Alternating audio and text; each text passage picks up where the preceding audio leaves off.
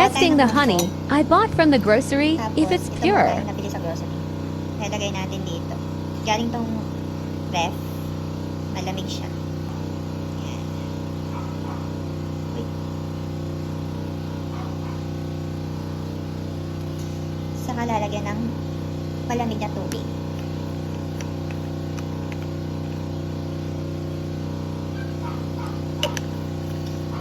Tapos isusuran natin siya. Pag nag-create daw ng parang honeycomb, pure daw yun. Ba't ito wala?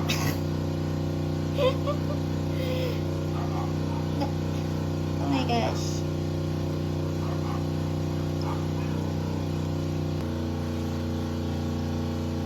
More?